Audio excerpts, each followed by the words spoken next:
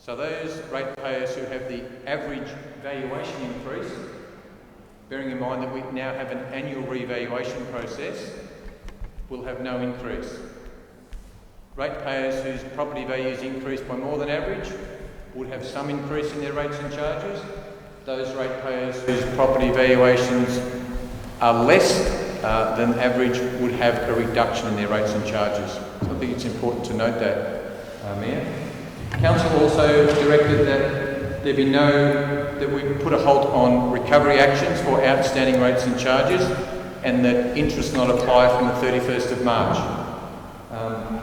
That will be a saving of around $50,000 to residents, whereas the freeze is around a $420,000 saving to ratepayers.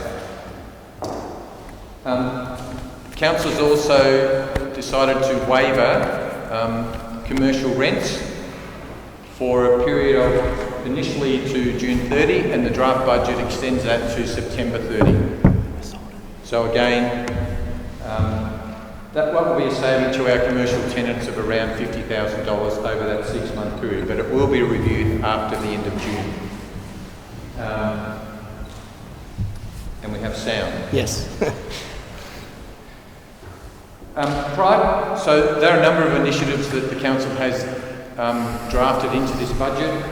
Prior to the coronavirus, in preparing the initial draft budget, Council was dealing with a rate cap reduction from 2.5% to 2%, which is about a $100,000 impact. The budget includes $140,000 for the annual general elections of councils, so all councils will undertake general elections in October this year. That's provided for in the budget. Our insurance premiums at council are projected to increase by about $100,000 as a result of natural disasters, fires, floods, etc. Climate change initiatives that council has agreed to have been included in the budget for $100,000. On the favourable side, our Grants Commission allocation increased by $190,000, and 2 new wind farms come on stream in the next financial year to the tune of around $670,000. There's some of the major issues that were in the original draft budget, and then we added the council directions around COVID-19. Also included in the budget is an amount of $3 million as a maximum borrowing amount. That amount's been put in the budget to fund, potentially, infrastructure improvements at council caravan parks. So council will be shortly considering a range of strategic projects as per the master plans for the caravan parks. Once that priority list is identified, the costs associated with that, and then council will look at the funding mechanisms. Its options are that it could come from those loans, and now that those loans as a maximum are in the budget, we can seek loan council approval only if required. There are funds in the Caravan Park Reserve, and there are also surplus funds. So I think that's another important initiative the council wanted included in the budget. There are a number of minor changes in the budget that Councillor Parker has forwarded through. Thank you. So the finance team will correct those in the budget document. They won't change the financials in that actual document. The one thing that will change, councillors, and Councillor Parker might like to comment, is the state government's proposed changes to the landfill levy. Councillor Parker, would you like to make a comment? Thanks, Mr. Ledden. Yes, the proposed landfill levy is to rise, I think, by 30% this year. However, we have been informed that that will not occur until November, I think it is, or December, which makes it difficult for the budget, because how do we factor in the fact that it will rise, but we're not quite sure when it will rise. I guess it's to our benefit that it has been delayed for 6 months, but it's hard to know what they will do after that.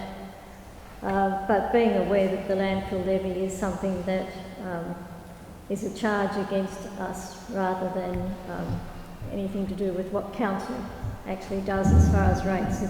It's one of the costs that residents suffer, shall I say, regardless of, it's not a council imposed cost, it's a government imposed cost. I'm actually having a meeting with other people in the waste area tomorrow with the Department of Land, Water and Planning, but whether or not they'll be able to give us any further information at this stage, I can't tell you. Thanks, Councillor Parker. Thank you, Mayor. So on page 32 of the actual budget document, the state government landfill levy listed at $13.40 for the current year. We propose to go to $17.40 in accordance with the state government's direction. That's now going to be effective from January 1, not July 1. So by the time the budget comes back for council adoption, we'll have further direction around what that change will be, but just flagging that will change. But that's money that we collect and forward on to the state government. It's not a council charge. Apart from that, councillors, the budget does include the usual range of works. It's a capital works program of around $18 million, $12 million of which is investing in our asset renewal, our roads and other infrastructure. Really important and not to be forgotten. And I think it's really important that council's made the decision to push on and put the budget out for public comment. The intention, as per usual, will be that people can make submissions on the budget and then they will be considered in June, and council will adopt the budget with any changes at the June Ordinary Council meeting. So happy to take any questions, Mayor. Thanks, Mr. Ledden. Questions for Mr. Ledden? Councillor Lockett. Thank you, Mr. Mayor. We've had a lot of discussion over the phone and on Zoom regarding whether to postpone the budget or whether to push on. I wonder if you could explain to the viewers why we do, well, obviously under the Local Government Act we have to do the budget, but what our thoughts were about pushing forward with the budget. Yep. As obviously the state and federal government push their budgets out, so Thanks, Councillor Lockett. I think it's really important, councillors, that for the community's benefit that the council has pushed on in preparing the budget. It gives certainty and funding to all of our services and programs. That's the first issue, and for our staff. Budgets are loaded into the system. It's really our supply bill. I think council generally has been very supportive of wanting business as usual to continue wherever possible. So this budget includes a lot of expenditure on local services that can commence from July 1. So despite the government giving councils an extension from June 30 to the end of August, it is really important that council adopts the budget, and that enables our staff to go about delivering the services and projects that are contained in that budget. You know, as one example, under our buildings renewal program and minor buildings maintenance, there's $500,000 in those two budgets. The maximum project on that list of works is $50,000. So all of those works should be able to be awarded to local contractors in Moyne Shire on a whole range of buildings in a whole range of towns. So I think in summary, it's really important that we maintain the impetus and the economic stimulus that our budget provides. If we defer it, those expenditures can't commence until a later date, whereas by adopting the budget in June, staff are ready to start delivering those expenditures into our local communities from July 1. Great, thank you. Thanks, Councillor Lockett. Other questions for Mr. Ledden? Councillor Dugas. Thank you, Mr. Mayor. Page 1563 down to economic development, we've got a figure of 852,000.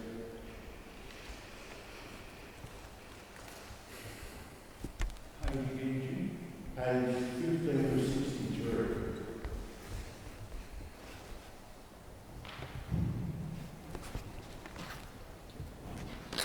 Why do we need, is that the correct figure for a start? Through Mayor, correct. So Councillor Dukas, under economic development, that's the one? Yeah. Yep. So the current year is $977,000 expenditure, $125,000 revenue, so a net cost to council of $852,000. That's the one for the... What are we doing with all that money going to the description? What do we spend on business support and training? I mean, where's all that money going? It's under economic development. We only had an economic development committee set up for 10 minutes. Yep. And we only got $1 million. Yes, Mr. Ledden. Through Mayor. Councillors, if you look at the three columns, two years ago, back in the very first column is 2018-19 actual expenditure, and it was 226,000.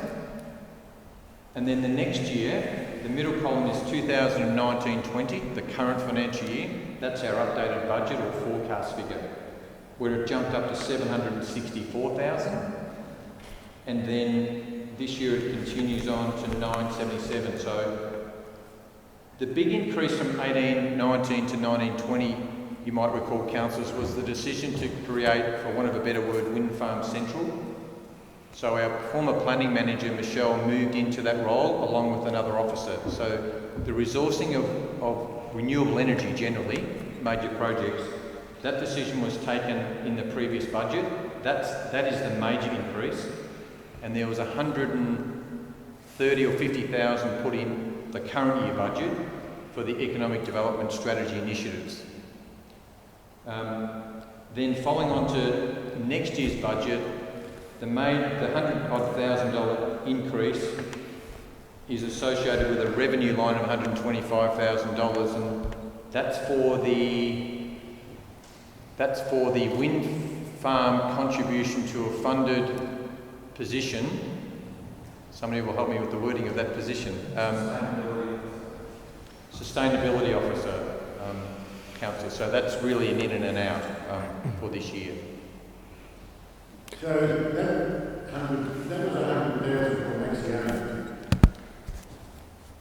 Through you. Misled. Right? Yeah. Yeah, that's correct. So you're saying that 100 is going to 125? Mr. Millard might like to assist Mr. Millard. Through there, Councillor Dukas, I'd have to check whether it's 125. I thought it was 100, whether it's 100 plus on costs, I'm not sure.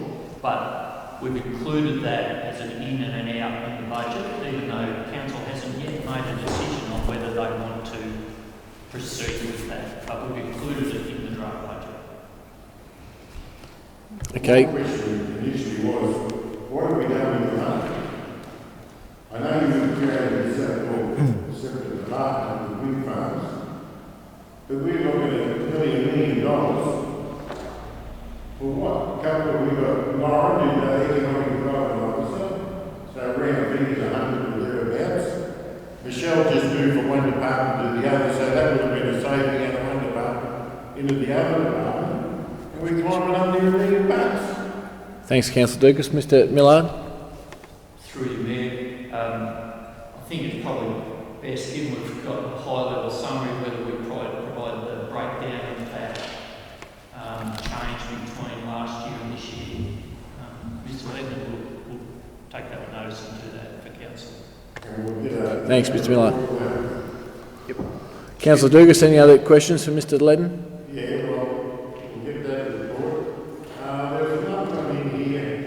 I think it was $5,000 for a charging station in Mortlake, electric cars.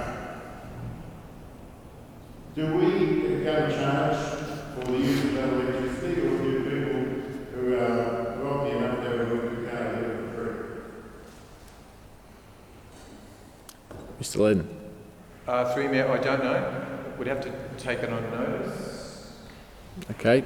Taken on notice, Councillor Dugas. The other one was, I suppose, reference to staffing expenditure. I know that we've got 7 more staff. Yep. I thought good governance would be 7 less. Not that I want to put anyone off, but I mean, with restructures and retirements, etc., we're looking at less staff instead of more, which is, I guess, Okay, thanks, Councillor Dugas. Mr. Ledden? So, I mean, not to answer directly, but just to make a comment around that, certainly internally, right at the moment, our recruitment has been wound back to absolutely essential. And you might recall through the workshops, some of the cuts that were made to balance the budget involved unfilled staff positions in each directorate. So that will be undergoing review. So, and in relation to the equivalent full-time, I know there's a couple of funded positions in the early years area, so they're not council funded. And I think there's 2 extra trainees built into next year's budget. So I know there's about 4 there through your mayor, but that's just a comment. Right. Through your mayor, Mr. Miller? I concur with that. Perhaps the other area would be where we've utilised casuals, and under our enterprise agreement, our industrial relations approach, if you have casual workers for a long time, you are obliged to convert the casuals to permanent part-time. So that may reflect in that EFT.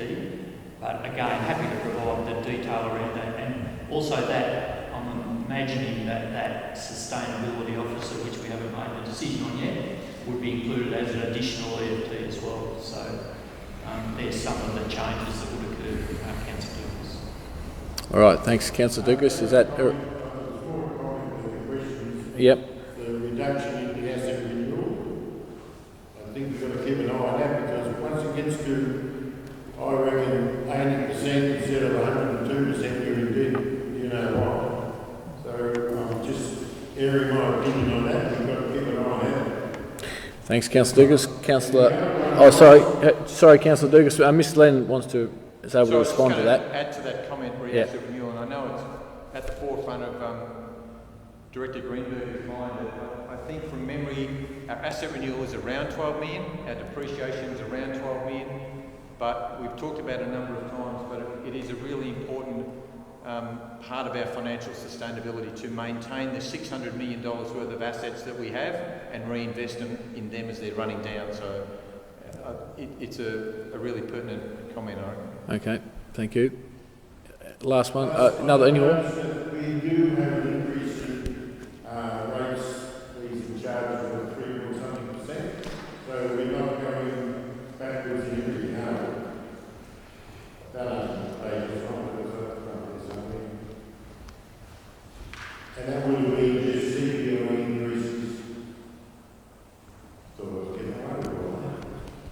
That would be just CPI increases on borrowing materials. Mr. Ledden? Through Mayor, I think the only fees and charges would be the external facing customer charges. Thanks, Mr. Ledden. Councillor Lockett with a question. Thank you, Mr. Mayor. Just some clarification on Folk Festival camping charges for both Southcombe Park and Caravan Park. So, powered site, and I'll give you the page number because it's a whopper budget prices. So, page 58 of 63, fees and charges. $55 for a powered site, and it says $120 per adult. That's on top of, so if there's 2 people, it's $240 per adult, I presume. Yep. And yet at peak season, it's $20, so it's an extra $100 per person at the Folk Festival. I would just want to highlight to councillors, I'd like to move that is changed to the normal peak rate of $20. Mr. Ledden would like to respond to the question, please.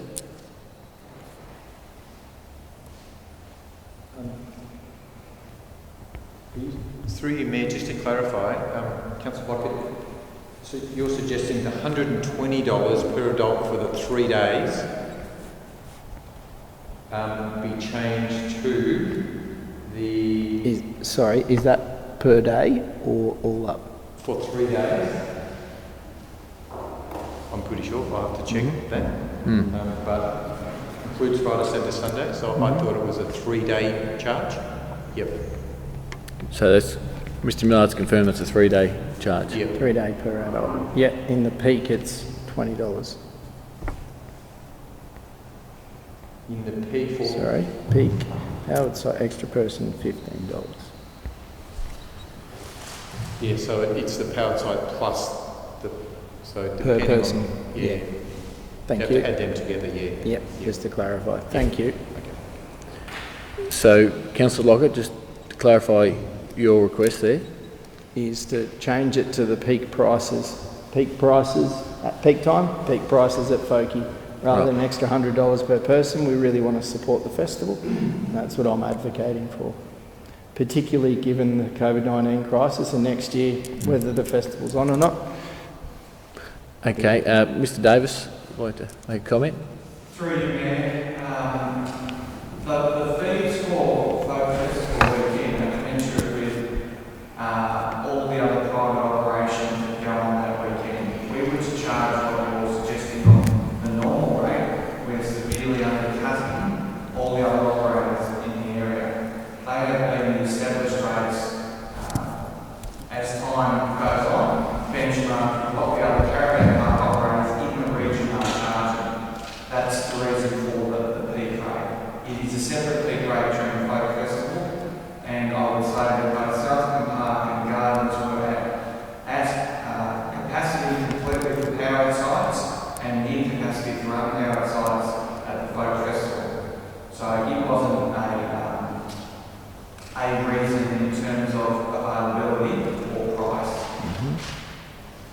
So I'll caution the pricing regime to be dropped outside of that in terms of our neutral competitiveness that we have to abide by in those environments. So it's surge pricing, if you will, but it's a controlled pricing that is negotiated, that is benchmarked against other private operations for that weekend. Thanks, Mr Davis. Councillor Lockett? I will investigate further. I think it's a problem across the whole board, and all caravan parks need to get on board with this, but yeah, I take that on. That's Thank you. good feedback. Councillor Smith with a question. Yeah, thank you, Mr Mayor. Mr Ledden, proposed $3 million loan for the caravan park. I'm just wondering if you can expand on what that would, where that money would be spent, and would you possibly know the approximate interest rate in terms of the length of the loan would be likely to be committing to? So I'm just wondering, will it coming on board fairly rapidly take up employment if there is a bit of a downturn in the building sector? Through Mayor, thanks Councillor Smith. A couple of things for that. So I think it's really important to point out that that $3 million is a maximum. Council may choose not to take up any new loan funds. Council will shortly be having considering what amount of works it does in its various caravan parks. So Council has already made a start on the strategic review of all of its caravan parks, and there are a fairly extensive list of improvements, infrastructure improvements, new cabins, lots of options of expenditure in all of the council operated caravan parks. When that comes back to Council, Council will prioritise which of those works it wants to proceed with in the next financial year. It could be anywhere from, I would suggest, a minimum of $1.5 million to the maximum of $3 million. As I said, that includes a range of infrastructure improvements in some parks, like roads, sewage, power head replacement, through to cabin accommodation in a number of the parks. Once Council determines that, it will then look at how it finances those improvements, and it can be financed through a combination of the Caravan Parks Reserve, which has funds in it, borrowings, which this provision creates the opportunity for, or from surplus. So, Councillor Smith, yeah, there could be a combination, but I think it is important to point out that that is a maximum, but enables Council to go down the borrowing path if it chooses to do so within this financial year. Thank you. Thanks, Mr Ledden. Councillor Parker? Thank you, Mayor Mead. 3 questions, if I may. The first one, harking back to the landfill levy that we mentioned before. If we don't know what the price will be at the time, it would be possible, would it or would it not, to adjust the final rate payment for the year if we needed to reduce it. So I'm just suggesting whether we put in the increased amount originally, or our guesstimate of that amount, and we could then perhaps reduce the final rate payment of the year, should we be able to do that with that charge. Yep, through Mayor, I think that's a possibility, Councillor Parker. Hopefully between now and when we bring the budget back, we might have a bit more direction around if it effectively means that the state government will be collecting half of the increase, then we could structure our rates and charges to evenly distribute it across the year, which I guess would be ideal for our ratepayers.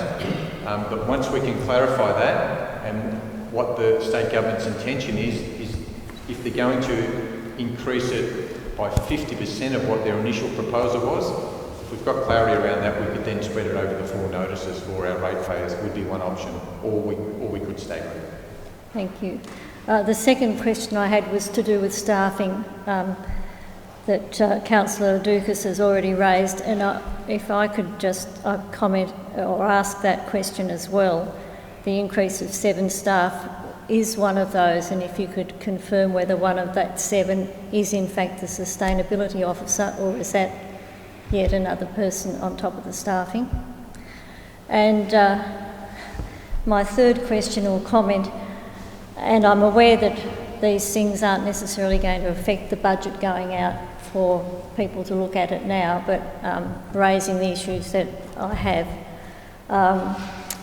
It's about caravan parks in a similar vein to Councillor Lockett, but looking at what we refer to as the Fab 4 caravan parks. I have raised it before and been told that it's market value. I don't agree with that, because those Fab 4 are not in the marketplace as in the caravan parks at Port Fairy. They are one-off or unique caravan parks in smaller communities within our shire, and the only caravan parks available to people to come and visit. I noticed that in the Southcombe Park, for example, I'm looking at off-peak, but it doesn't really matter which one, but we've suggested that we increase that by $1 a night.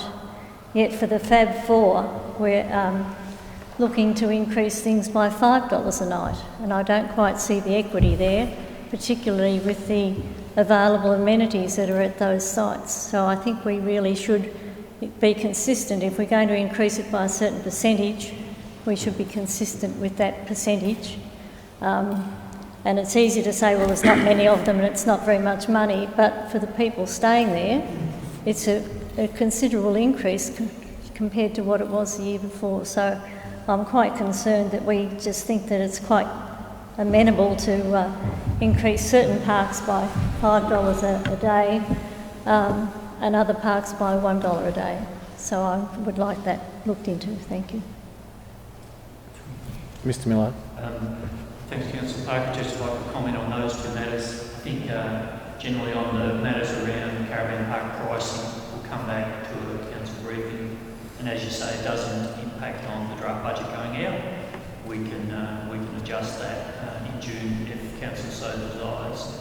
I think in relation to the sustainability person, the Acciona funded role, I would believe that that's in the EFT increase, but we'll double check that and confirm it as well. Thank you. Thanks, Councillor Parker. Okay, I'll now seek a mover for Councillor Doukas. I have one more question, Mr. Mayor.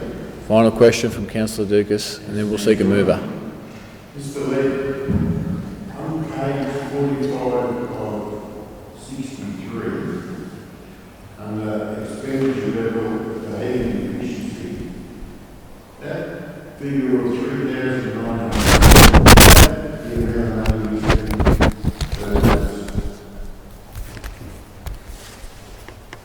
or property assessment. Through you, Mayor. Mr. Ledden. So that's just taking, and it's a benchmark across all councils, but it takes our total operating expenditure and divides it by a number of rate assessments. So, which comes out at 3,000. less than what we had last year. No, and through you, Mayor, it'll change. You know, we run caravan parks, and it includes all of our expenditure, not revenue, just expenditure. Does So that include the current government grants? The Victoria Grants Commission allocated, or sorry, unallocated grants. Is that in that figure, or is that an extra? through you, Mayor, no. So this is just total expenditure. So whatever we spend on every service and program, 40 million, you know, divided by 12,500 rate assessments equals that number. So the grants money in that? Okay. Yeah, that's right. Sorry, through you, Mayor. They are then funded by rates, grants, user fees and charges, correct? So All we're right. only getting $100 per assessment. Correct. All right, thanks, Councillor Dukas and Mr Ledden. And we thank all councillors for your questions with regard to the draft budget report for 2020-21. Now I'll seek a mover for the motion, please. Councillor Ryan is the mover, seconded by Councillor Parker. Councillor Ryan.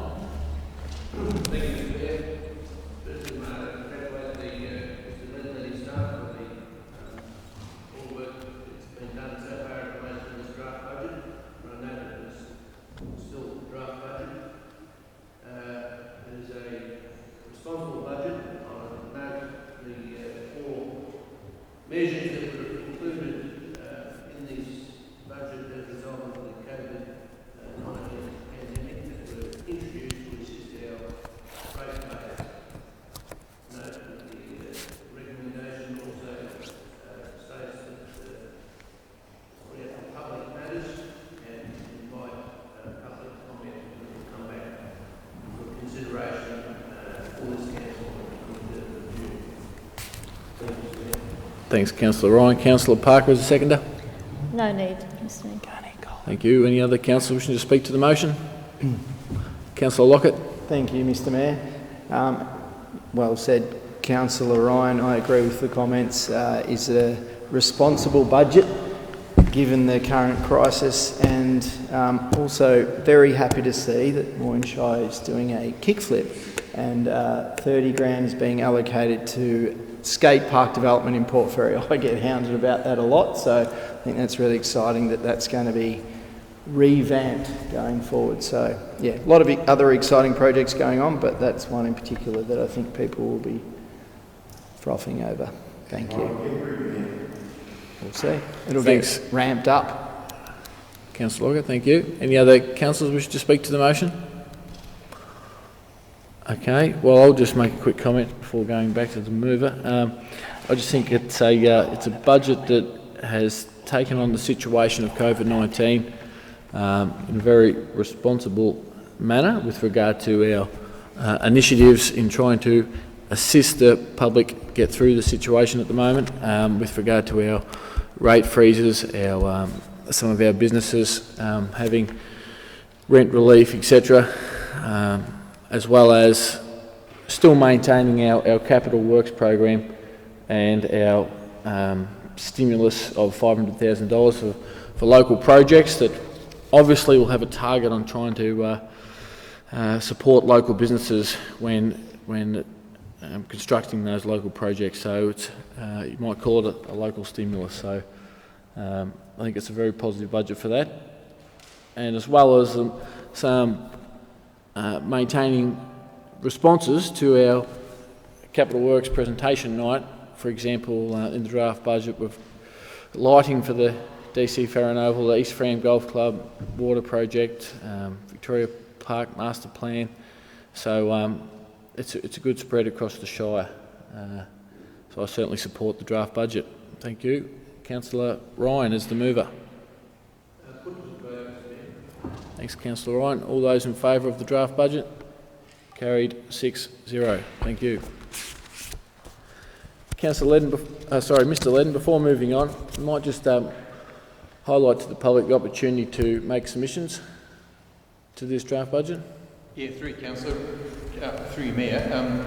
Really important that this budget will now be put out for public comment and feedback. So I think it's a little bit different at the moment, given the situation we're in. So it will be definitely online, and you know, if persons want to make contact with officers to help them with submissions or contact, we certainly encourage that. So, and then council will consider those submissions in early June, so it goes out for 28 days, and then for formal adoption back at the ordinary council meeting. But yeah, we now put out for public comment. Thanks, Mr. Ledden. All right, moving on to item 3, Port Fairy Goodshed funding and planning. For you again, Mr. Ledden.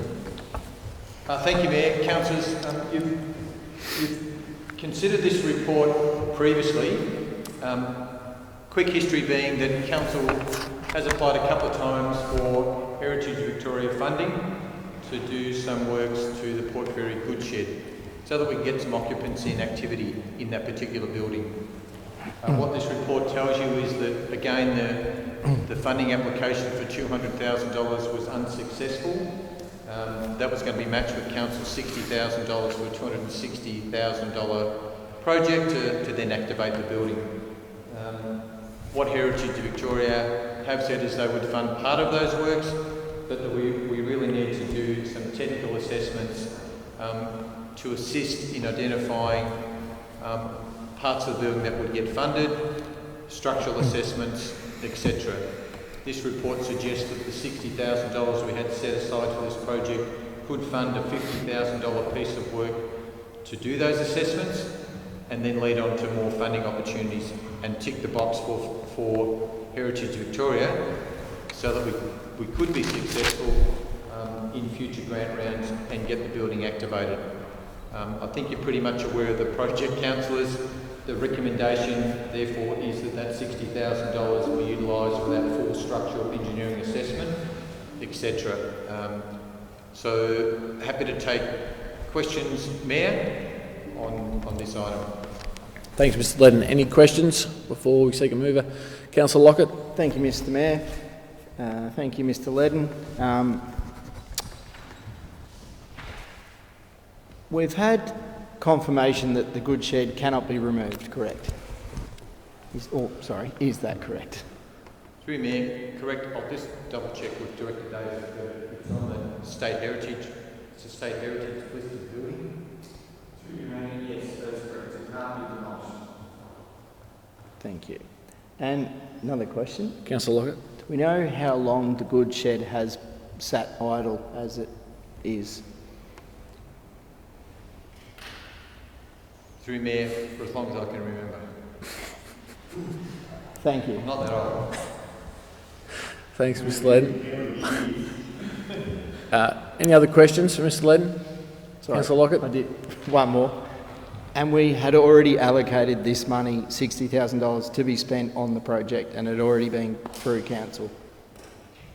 Through you, Mayor, in the current year budget, council allocated $60,000 of its own money to be joined with $200,000 from grant monies for a $260,000 project. Yep.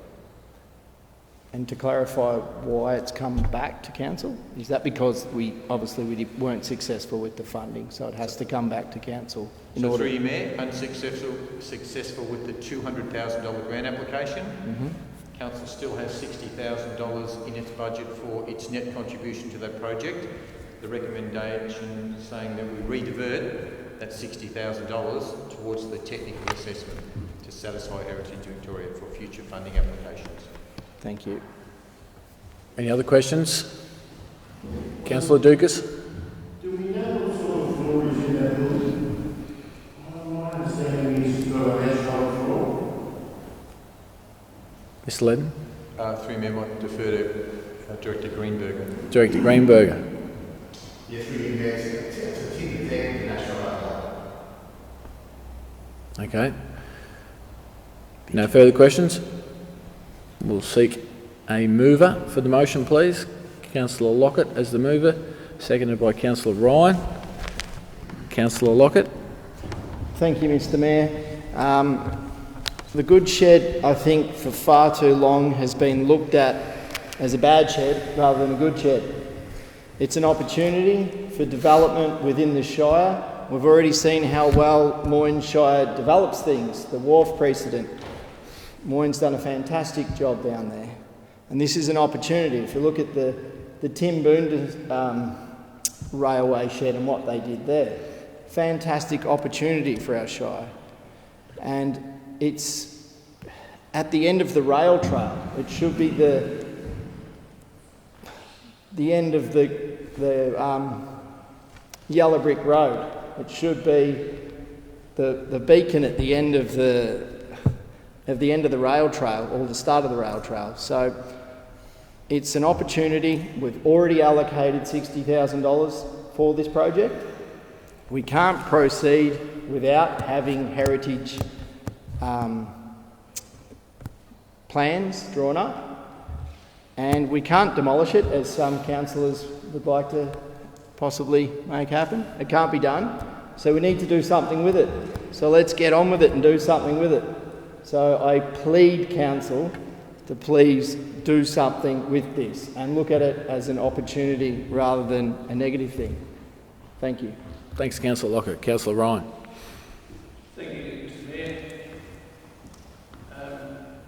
The last train actually left Port Fairy in 1974, so that's at least 46 years it's been vacant and unused. And the last 12 years on council, this good ship has been the subject of many reports, much discussion and work by council and community members.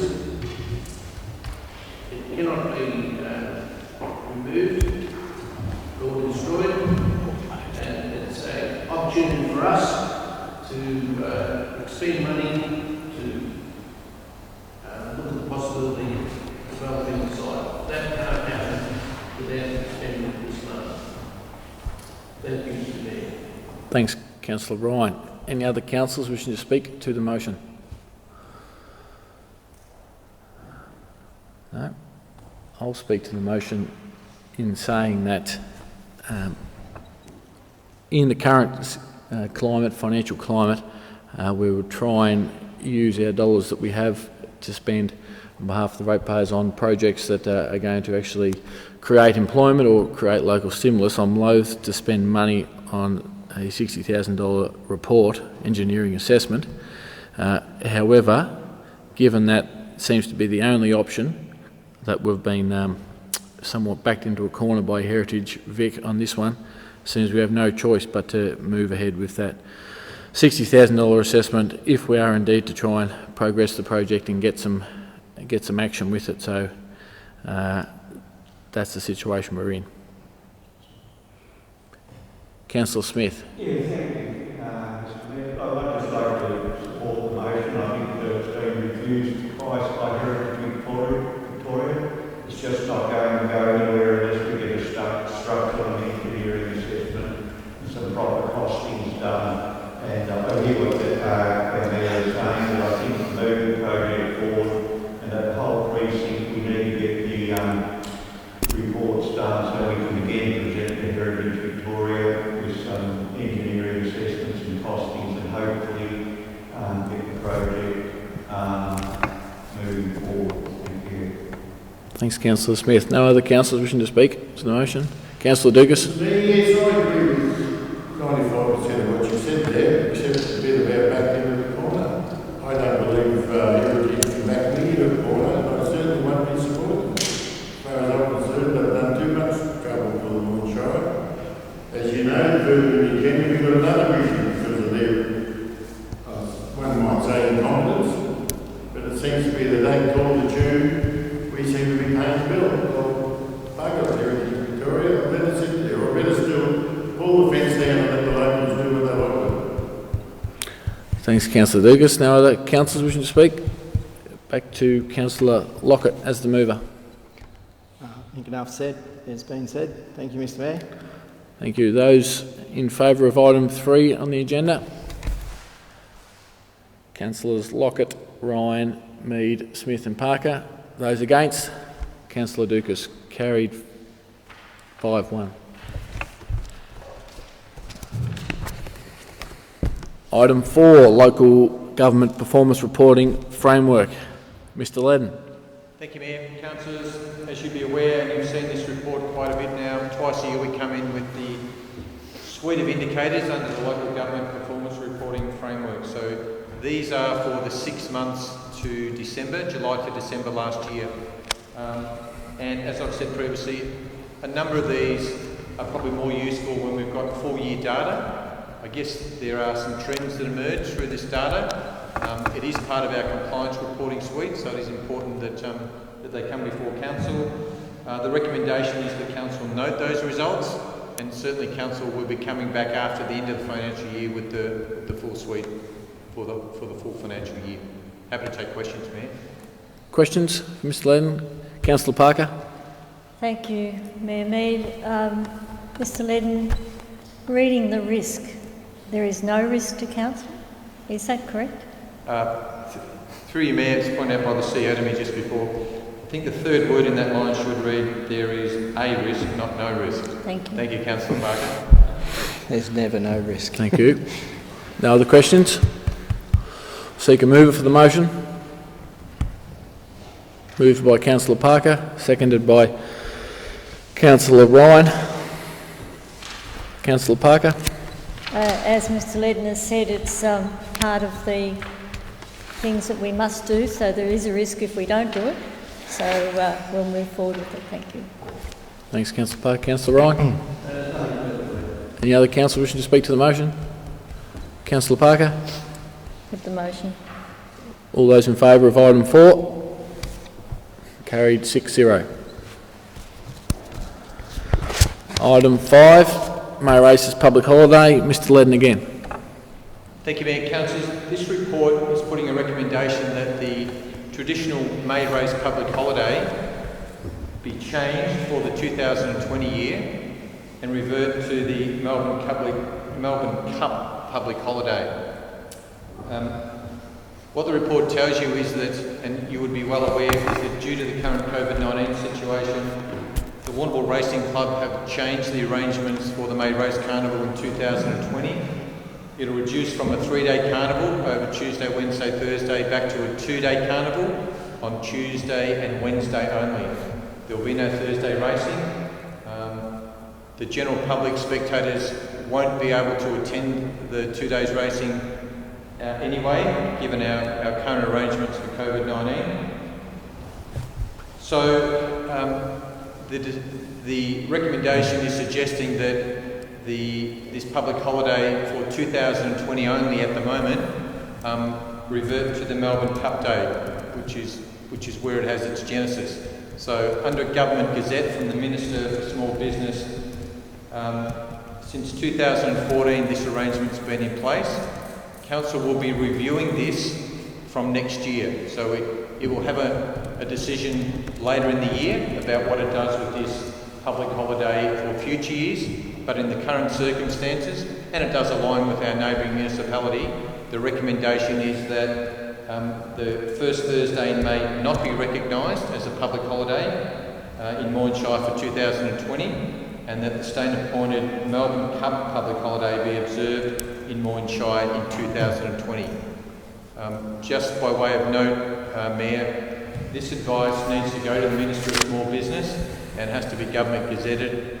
That's all going to happen very quickly given it's next week. So things are in train to notify the Minister's office as soon as this resolution is put through, if that's successful. Chair, I'll just add that as a footnote.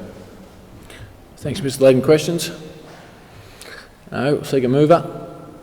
Councillor Dukas, a mover, seconded Councillor Smith. Councillor Dukas. Thank you, Mr Mayor. Well presented by Mr Ledden. It's nice to be able to move a motion and give somebody a holiday, sitting here with Mr Grouch. So, a really good feeling there. Have a Melbourne Cup Day off. That's all. Thank you. Thanks, Councillor Dukas. Councillor Ryan. Councillor Smith. Yeah, thank you, Mr Mayor. We have very few options here. The one I would have liked was the sheep pension, but apparently it has been cancelled because of the virus, and also some goal appeal those down for next year, that we have to take a holiday in this financial year, this current year. We don't have any options, so and it brings it into line with the city of Warrnambool, so I'd like to support the motion.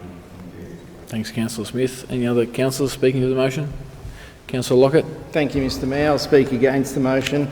Just go on record, I don't support public holidays for horse races. I think it would be better to have something regional with a regional focus. The Melbourne Cup is a Melbourne event.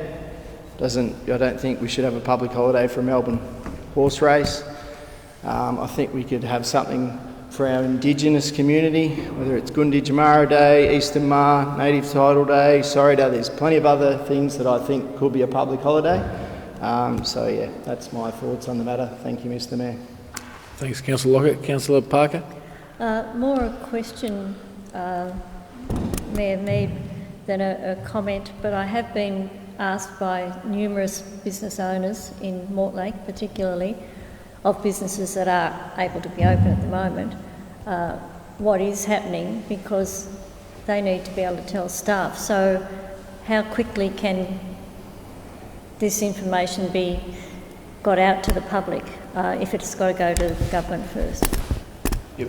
Through you, Mayor, through our comms, we're signalling this is the intention.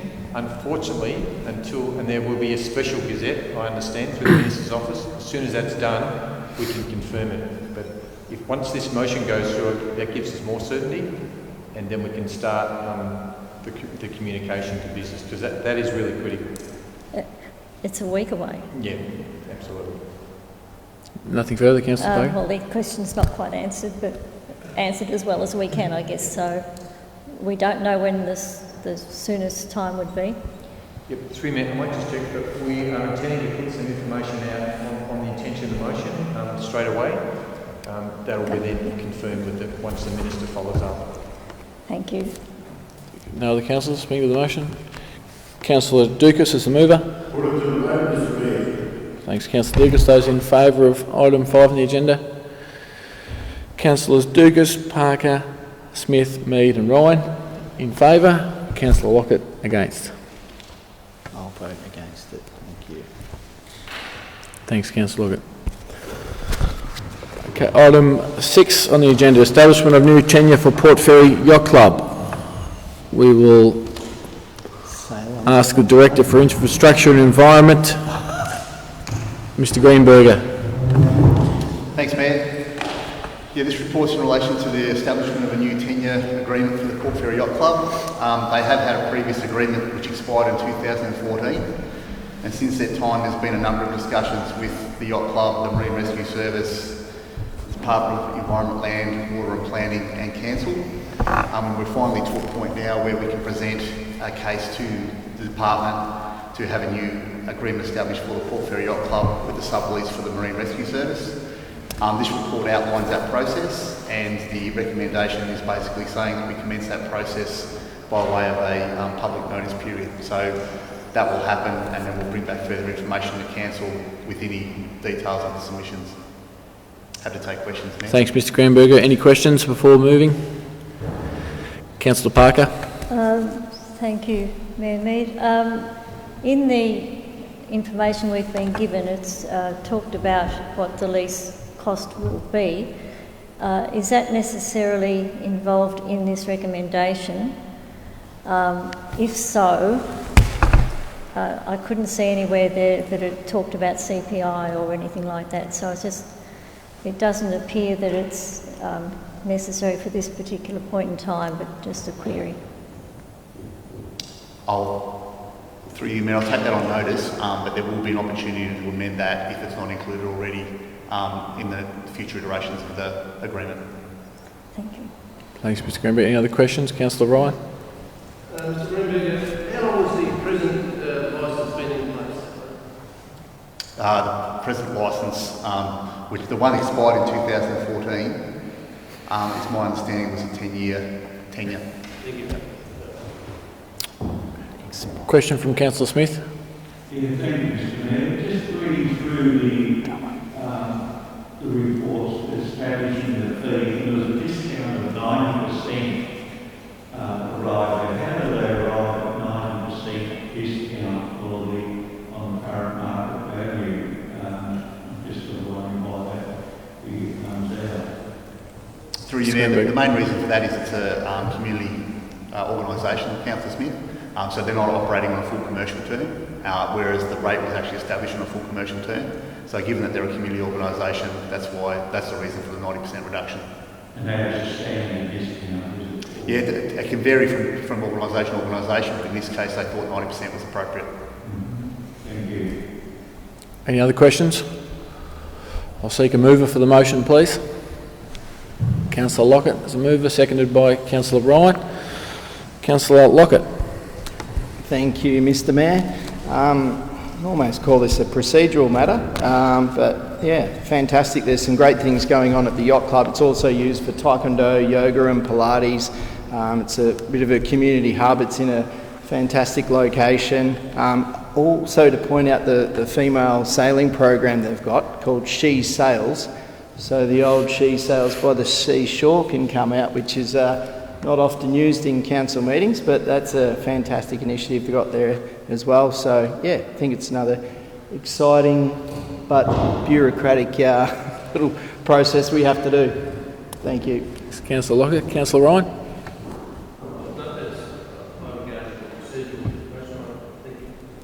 Any other councillors wishing to speak to the motion? Councillor Lockett, in summary. Thank you, Mr. Mayor. We can sail on to the votes. Thank you. All those in favour of item 6? Carried 6-0. Item 7 on the agenda, variation to contract for Battery Hill Conservation of Cannons. Mr Greenberger.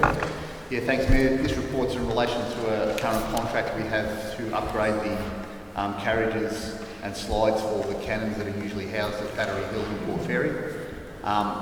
The project has progressed quite well, but is now to a point where we need to consider providing further funding to allow the works to be completed.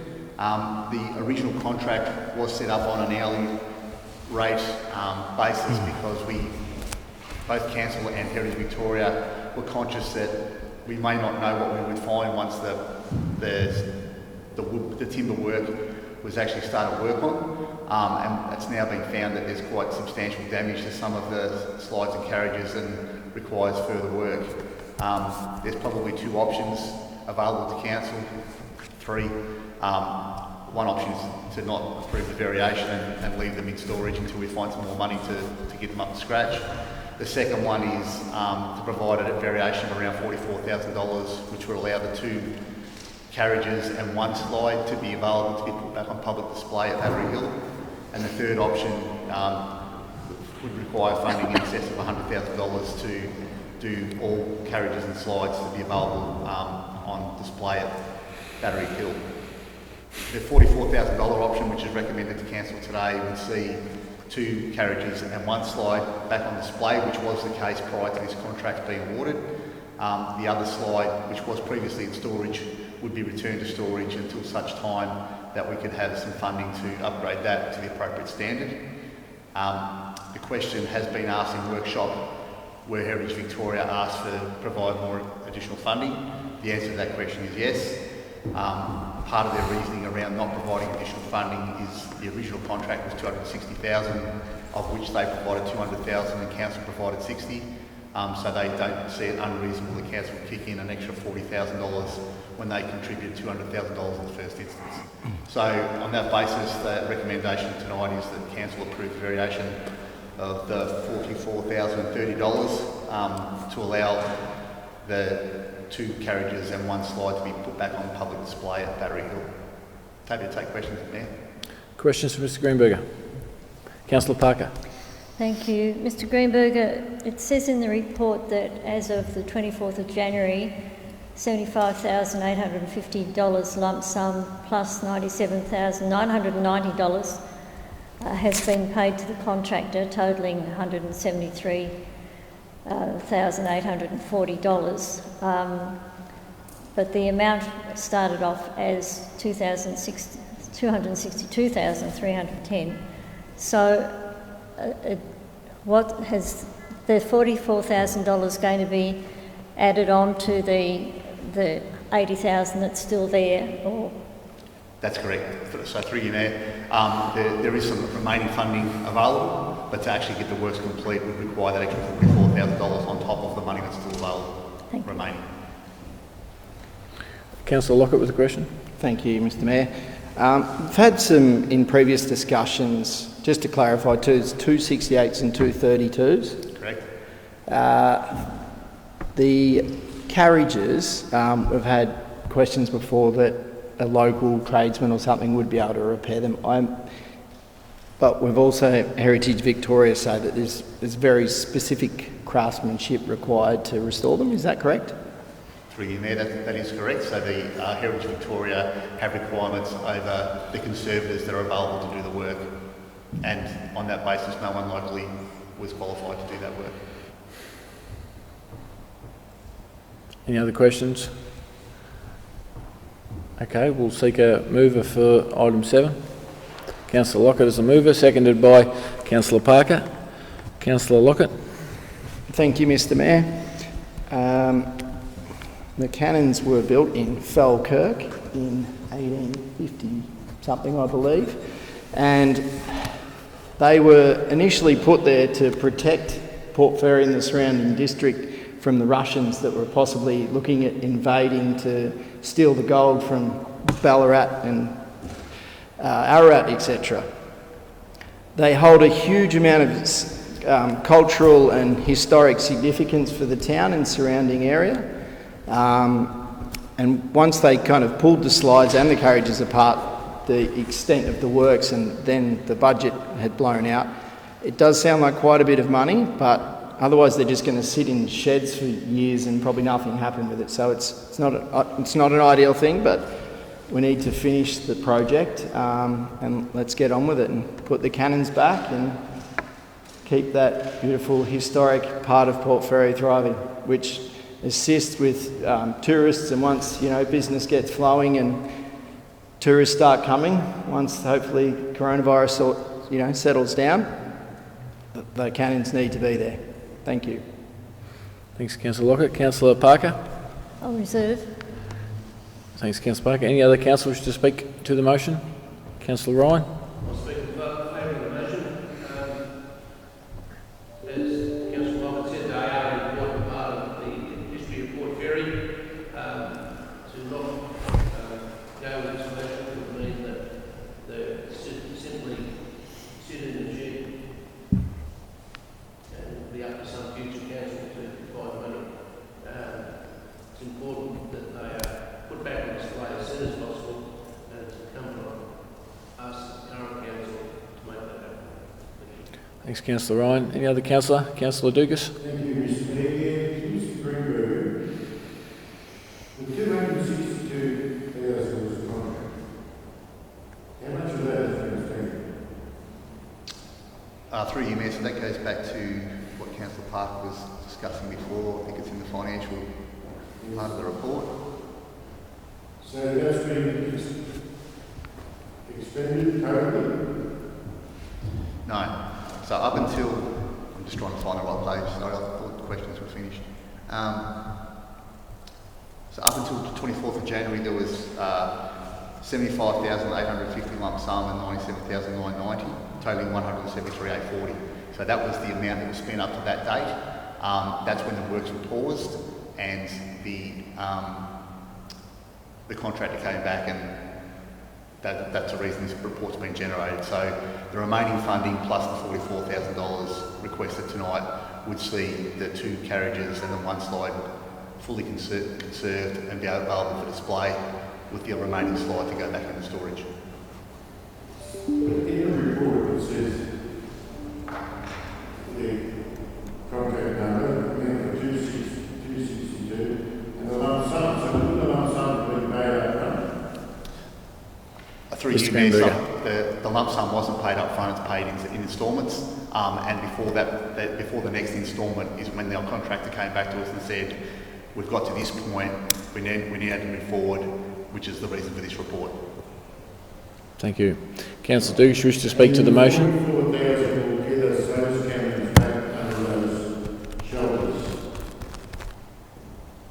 So through you, Mayor, as I've tried to explain, the 44,000 will get us the 2 carriages and the 1 slide back, which was previously on display under the shelters at Battery Hill. The remaining slide will need to be in storage, put back in storage again until funding can be found to fully restore it. Thanks, Mr Greenberger. Councillor Dugas, are you wishing to speak to the motion? We've done part of the work. The cabinet's going back under the shelf. Well, it's not really a shelf, it's basically this. I mean, what's the point of putting it back? It's only half done. Just face weather for the next 10 years. So through you, Mayor, that the funding, the $44,000 recommended tonight will see 3 of the 4 fully restored. The remaining one will be put into a shed, not under the shelter, but actual storage shed until the funds can be found to fully restore it. Thanks, Mr Greenberger. So Councillor Dugas, are you happy with your answers there? Can we move on to speaking to the motion? If you'd like to speak for or against, you're welcome to now. Good, thanks. So you're speaking against the motion?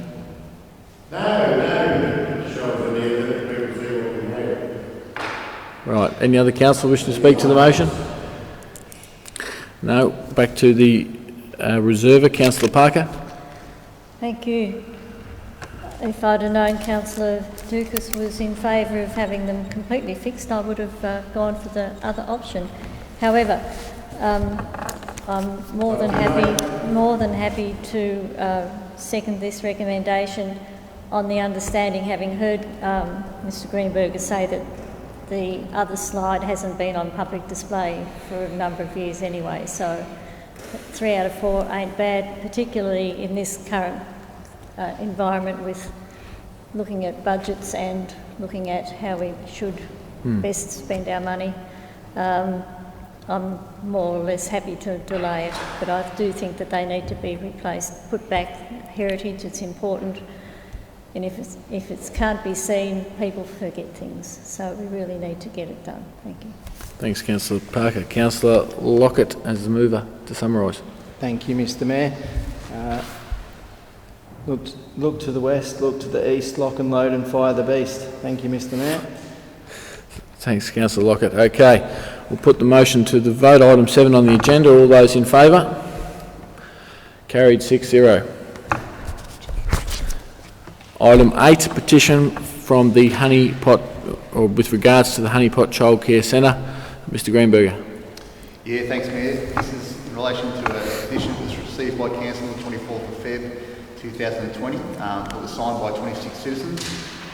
We need to go back to the petitioners to actually find out exactly what they're requesting, but in accordance with Council's local law, the petition is required to be received by Council and lay on the table for at least a month anyway. So tonight's recommendation is to do that. We'll go back to the petitioners, find out some more detail and bring a future report to Council. Thanks, Mr Greenberger. Any questions? Mover for the motion, Councillor Smith is the mover, seconded by Councillor Parker. Councillor Smith. Yeah, pretty straightforward. Thank you, Mr Mayor. Just that, as Mr Greenberg alluded, that just find out what the bit of problem on what the petition was, but I remove that we received the petition. Thank you. Councillor Parker, seconder. Procedural matters, so... Thank you. Any other councillors speaking to the motion? Councillor Smith.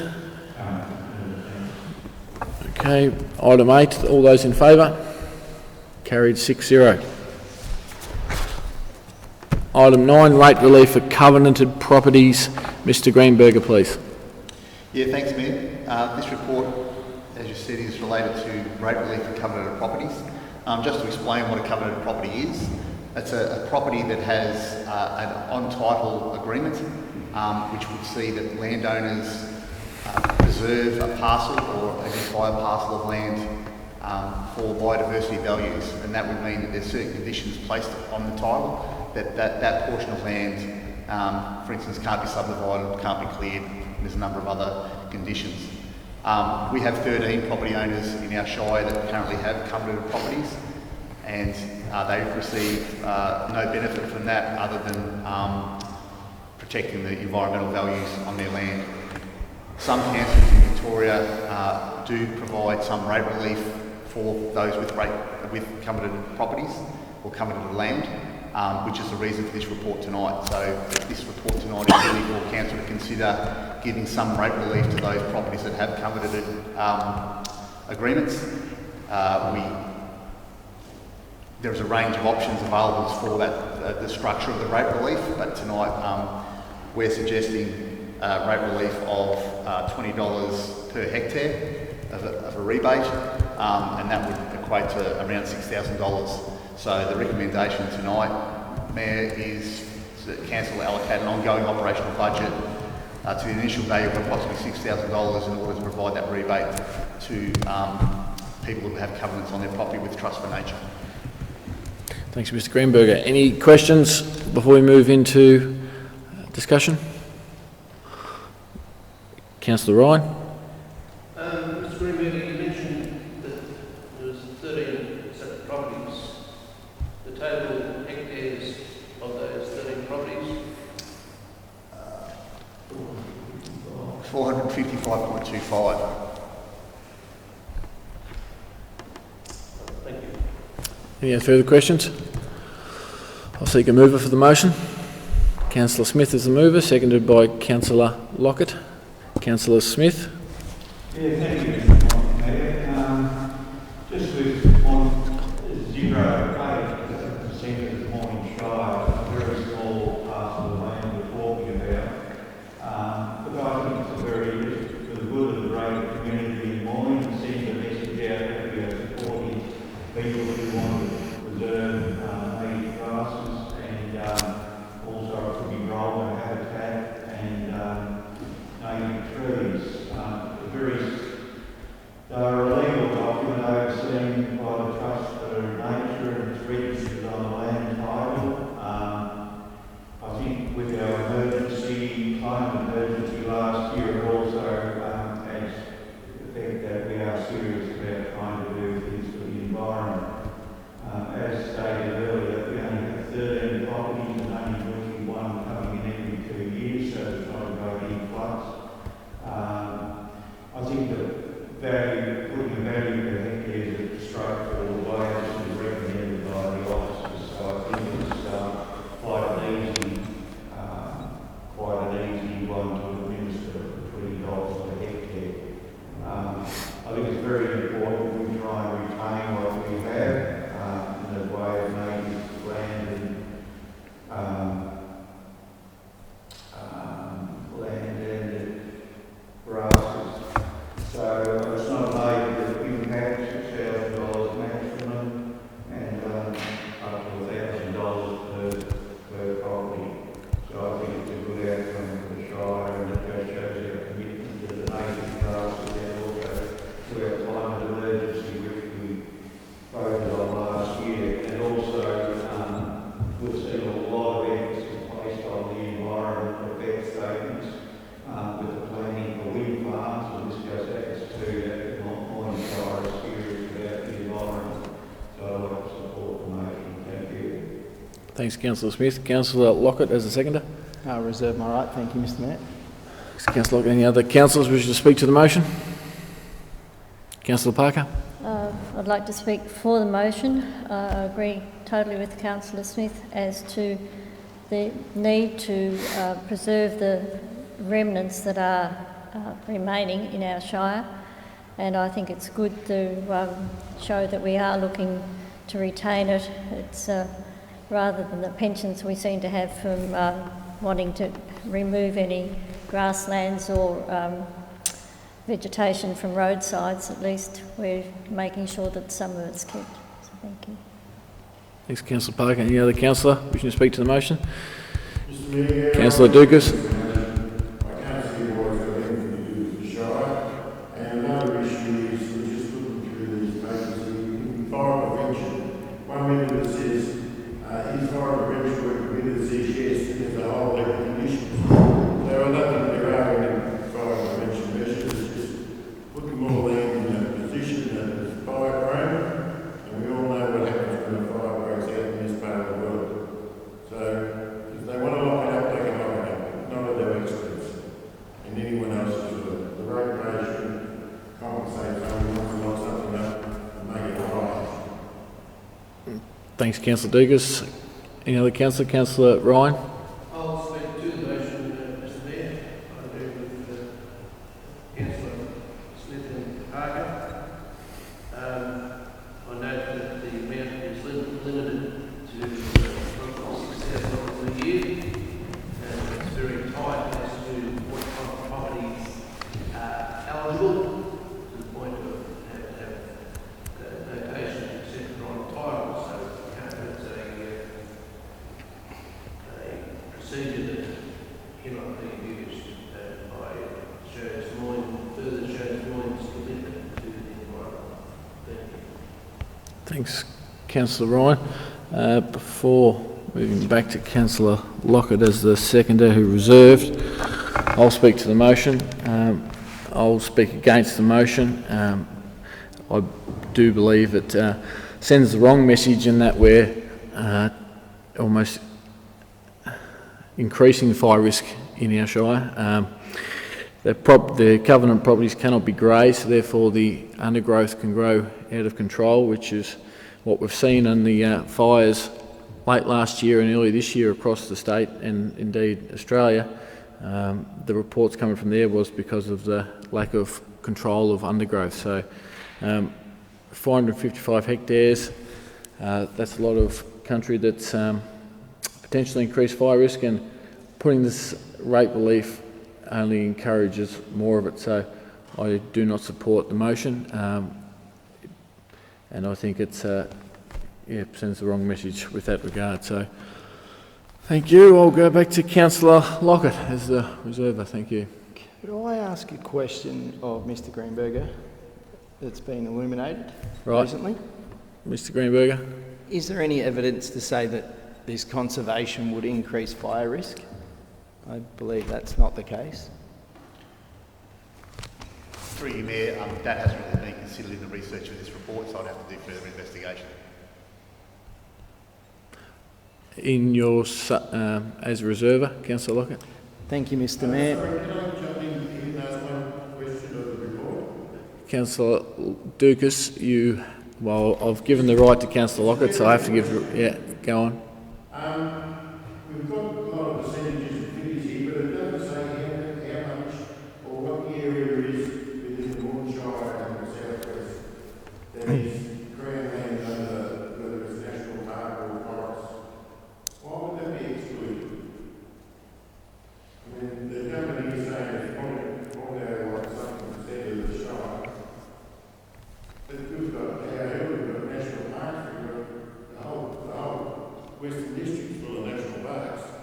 Yet that figure was, I wouldn't say deliberately left out, but its omittance is obvious. Okay, Mr Greenberg, I'd like to respond. But that's just my observation. I know Mr Greenberg can't answer that because you need to go away. Okay, thanks, Councillor Dukas. We'll go back to Councillor Lockett as the reserver to make your point. Thank you, Mr Mayor. I just want to rebut Councillor Dukas' comment. This has nothing to do with Moore Shire. It has everything to do with the Moore Shire and the values that we instil about caring for the environment, looking after biodiversity, the importance of assisting threatened flora and fauna, I think is ingrained in the unconscious mind of the Moore Shire, and I think we're doing a fantastic job in this space. It's $6,000 we're talking about here, but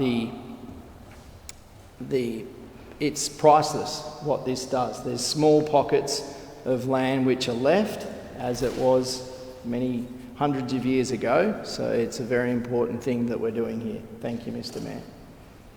Thanks, Councillor Lockett. Councillor Smith, to summarise as the mover. Yeah, just to summarise, thanks, Mr Mayor. Look, I hear definitely what you're saying about fire risk. There's no two of the areas that are covenanted in the northern part of the Shire.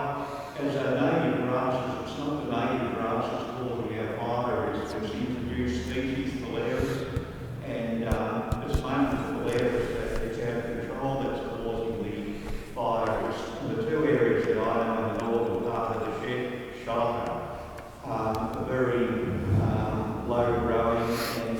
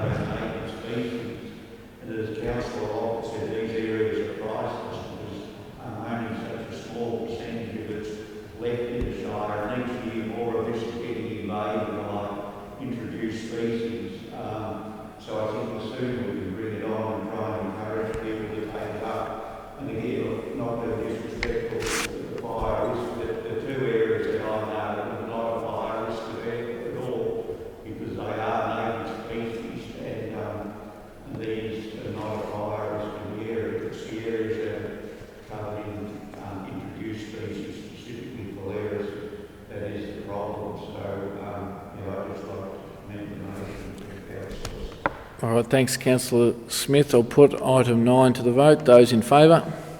Councillor Parker, Smith, Ryan and Lockett. Those against? Councillor Dukas, Councillor Mead. Item 10, petition for Grassmere footpath. Mr Greenberger. Yeah, thanks, Mayor. This report's a late inclusion. We only received the petition last week, but we had time to include it on tonight's agenda. Similar to the one in relation to the Honeypot Childcare Centre, this will need to lay on the table for at least a month in accordance with our local law meeting procedure. But the petition is seeking the construction of a new footpath in Grassmere between Crothers Lane down and into Gibbs Lane. We'll do some further research regarding costs, etc. for that project and come back to council with a future report. Happy to take questions there. Questions for Mr Greenberger? I'll seek a mover, please. Councillor Ryan is a mover, seconded by Councillor Dukas. Councillor Ryan. Thank you, Mr Mayor. Procedural motion. We'll come back to Councillor Dukas. Don't need Mr Mayor, just waiting to see this work starting. Any other councillors speaking to the motion? Councillor Ryan. put to the vote. Thanks, Councillor Ryan. Councillors will put item 10 to the vote. Those in favour? Carried 6-0. Item 11, Woolsthorpe Wind Farm Community Engagement Committee, Community Representative vacancy. I ask the Director for Economic Development and Planning, Mr Brett Davis, to present this report, please.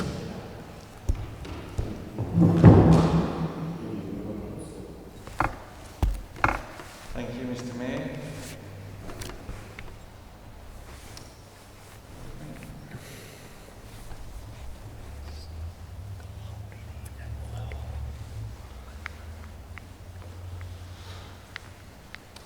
So Council, the report recommends that the Council advertise for one community representative vacancy for the Woolsthorpe Wind Farm Community Engagement Committee. The report is fairly self-explanatory in that regard. We have a current vacancy, therefore we are required under the current process to advertise for a replacement, and that needs to be taken through the Council. Questions for Mr Davis? I'll seek a mover. Councillor Ryan is the mover, seconded by Councillor Parker. Councillor Ryan. Thank you, Mr Mayor. In a procedural matter, saying that I encourage residents of Woolsthorpe to consider this vacancy. It's an important position. You act as a conduit for the community to the project, which will be progressing in coming months. Thanks, Councillor Ryan. Councillor Parker. Further to Councillor Ryan, it will also have plenty of time for the advertisement to go in, but we will be having meetings sometime soon and we need the vacancy filled. So we encourage people to apply for it. Thanks, Councillor Parker. Any other councillors speaking to the motion? Councillor Smith. Yeah, just as super early committee, I just further to Councillor Ryan and Councillor Parker, just encourage members of the community in the Woolsthorpe area to keep them standing. One of these committees, because you can have an input into the direction of the wind farms, and it's a great contribution from the companies back to the community. So just hoping that members of the Woolsthorpe community will look at putting the hand up and joining the meeting. Thank you. Thanks, Councillor Smith. Any other councillors speaking to the motion? Councillor Ryan is the mover. Thanks, Councillor Ryan. Councillors, we'll ask you to vote on item 11 on the agenda. All those in favour? Carried 6-0. Item 12, Audit and Risk Management Committee minutes. Report presented by Director of the Community and Corporate Services, Mr Ledden. Thank you, Mayor. Councillors, procedural again. So these are the Audit and Risk Committee minutes confirmed for December. So there is a bit of a lag. The committee meets 4 times a year and has met subsequently in February, I think it was, or March. But these are put forward for councillors' endorsement. Happy to take questions, Mayor. Questions for Mr. Ledden? I'll seek a mover, please.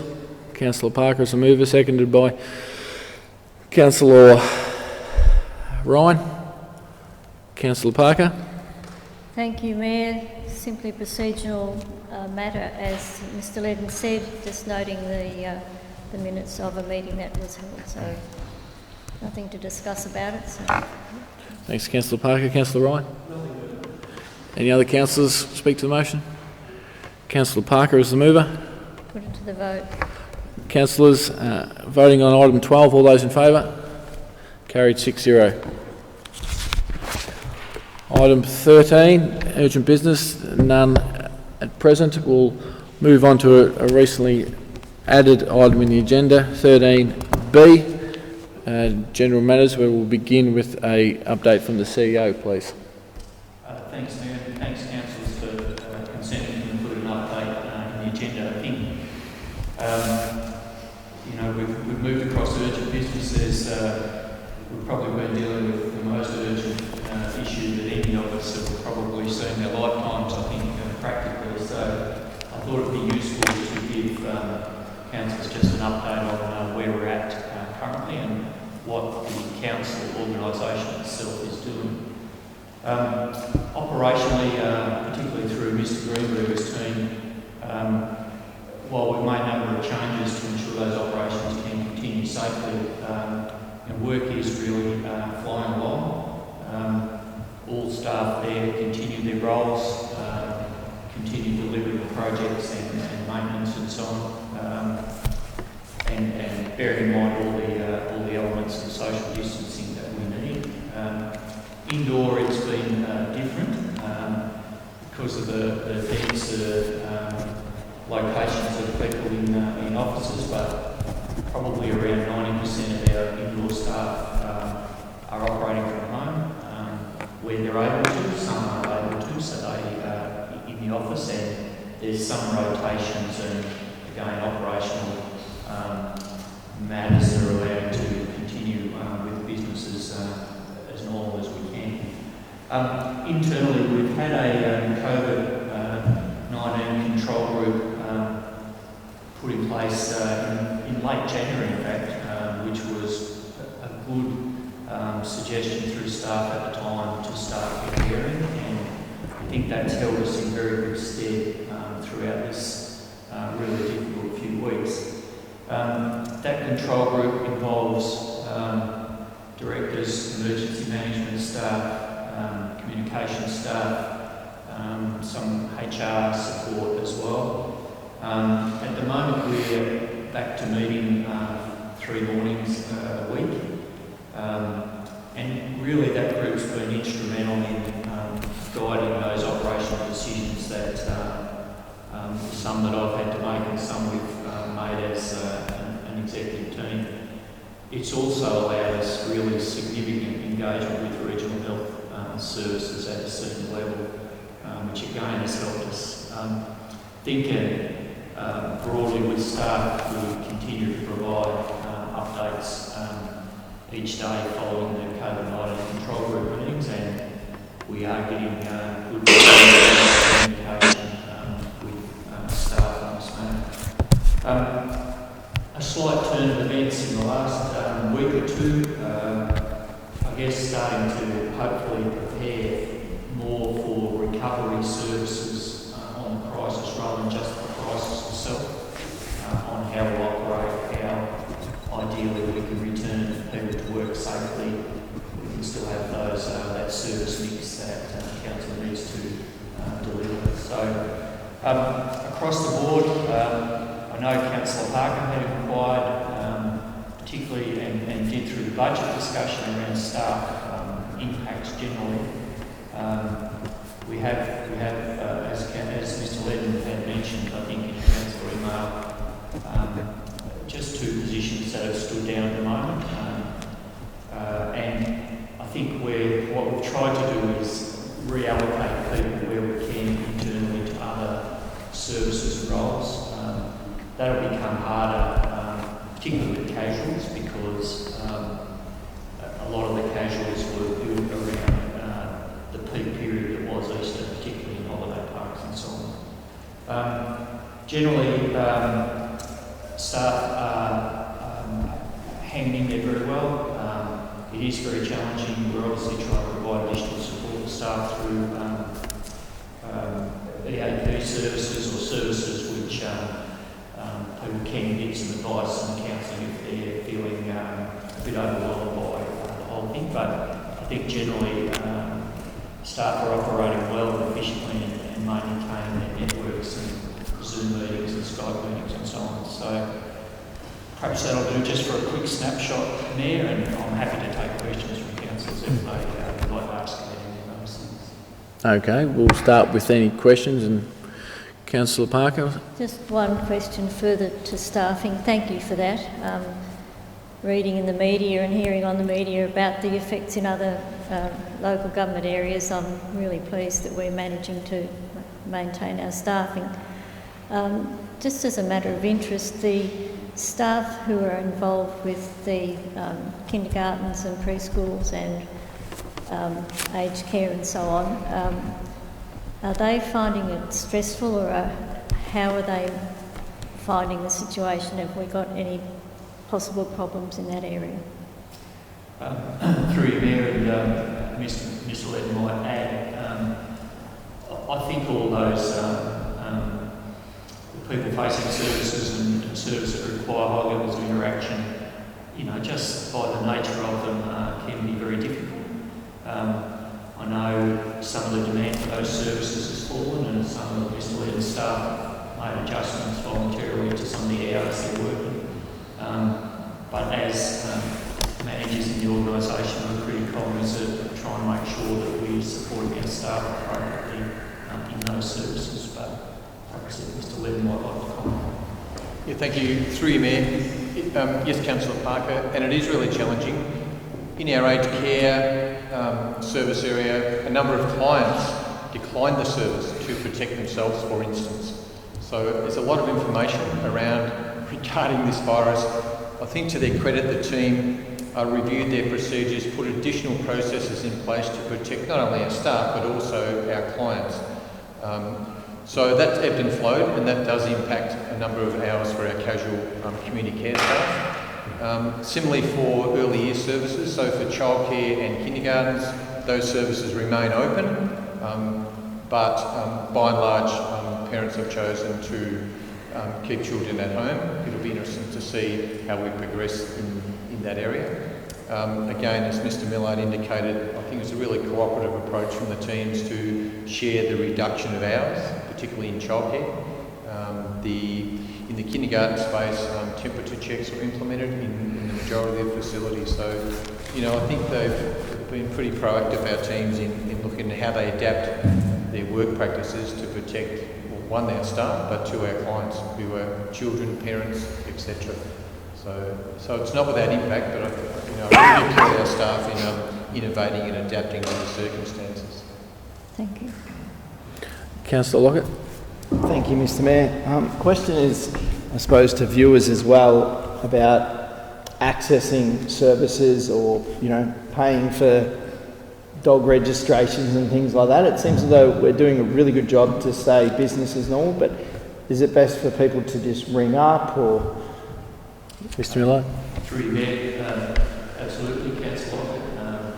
All our customer service team are operating as normal. We can chase things up, do payments, every service pretty well that we would normally do. Feel free to call. Our socials, our website is clear on how to make those contacts. Great, thank you. Any other questions for the CEO on this matter? No. Okay, I'll just make a quick comment while we're on the subject of COVID-19. First of all, I'd just like to thank all the staff for the terrific work they've done right from the start in January, and being very proactive on coming together with a working group to try and preempt what's happening, but put things in place to minimise impact for staff and our ratepayers and residents. I think they've done a terrific job all the way through. And also our communications, I think, have been very strong out to the public. Also, just like to thank councillors as well. They've done been all adapted very well to the change in situation for us, and we're normally meeting in person, at least 3 times a month. We've gone back, we haven't met for 5 or 6 weeks at all, so to adapt well to Zoom and also phone meetings has been terrific, and I think councillors have been very understanding of the situation with regard to directors' reports, etc., that might, are not as per normal. So, thanks. But also, just lastly to the public, I think all in all done a terrific job in adhering to the social distancing, to the gatherings, being respectful of the situation, and I think that's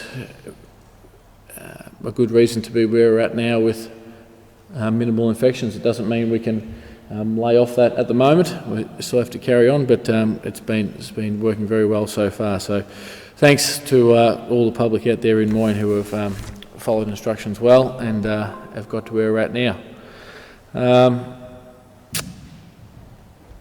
And just with regard to businesses, I know there's a lot of businesses who are definitely doing it tough, whether you're still open or can't remain open, but our economic development team in Moyne are certainly keen to be able to help in whichever way we can, whether it's directing to a particular service, particular agency.